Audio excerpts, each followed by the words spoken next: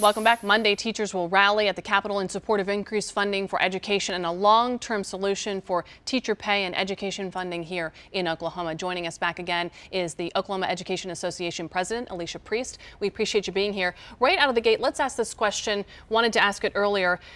State testing was to begin on Monday for many students across the state, and then we look down the road to graduation. How will a walkout affect state testing, and then as we look down the road to graduation for our seniors?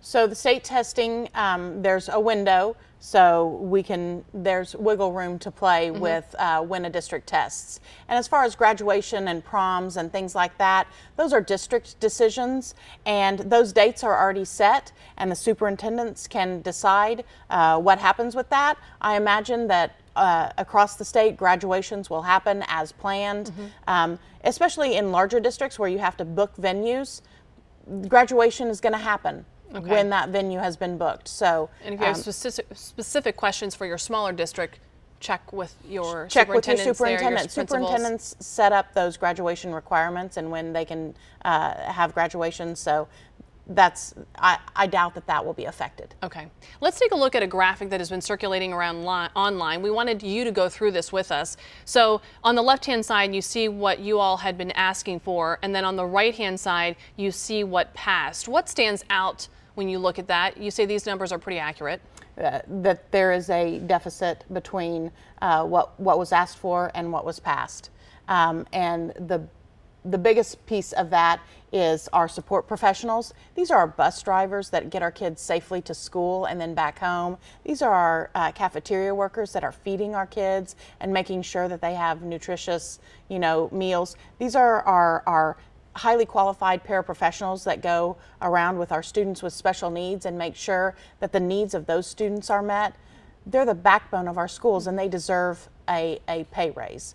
And beyond that operational costs for textbooks, for hiring teachers back, for re-including fine arts and other types of classes, those are missing as well. What is Monday going to look like at the Capitol? How many teachers are we talking about? Are they going individually, coming in buses from districts? What's it going to look like? There will be thousands upon thousands of people, and it won't just be teachers. We've got community leaders that are going to be there. We've got thousands of parents that have dedicated that day. My husband took off work.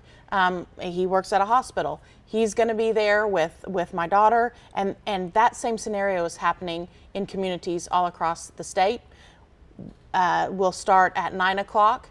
Agenda starts at 10:30 with different speakers, and we'll be putting people in and out of the Capitol, making sure that they're talking to their lawmakers all day. And are teachers asking for more funding on Monday? What is the ask on Monday, or what is the reason on Monday?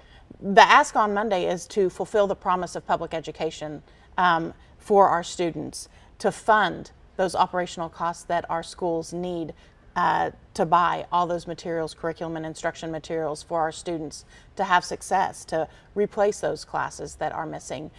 So Monday will look like us asking for, first of all, to replace the funding that was taken out, to put in funding that will secure that funding hole, to increase the operational costs to our districts, and to give us a path forward for years 2 and 3, make us believe that you thought that this was actually a first step and you have a plan to move forward. If the bill that has been approved, House Bill 1010, just stays on the book as it is with what was removed, will teachers go back to the classroom?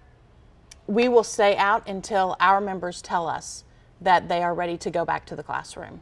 Let's take a look at some of the questions that we got from Facebook. I want to first go to what Terry had to say. Terry says, have you been in touch with reps from West Virginia in regards to how they handled their strike, is what they called it there, and have gotten any tips from them? Absolutely. I've met with the president of the West Virginia Education Association several times. In fact, he's going to be one of our speakers on Monday.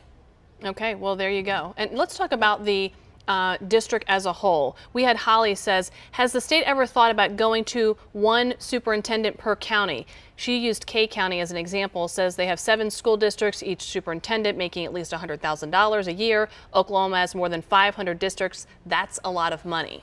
Eliminate all of the superintendents in the state. That doesn't do anything to expand per pupil spending in our state. The reality is our schools are underfunded.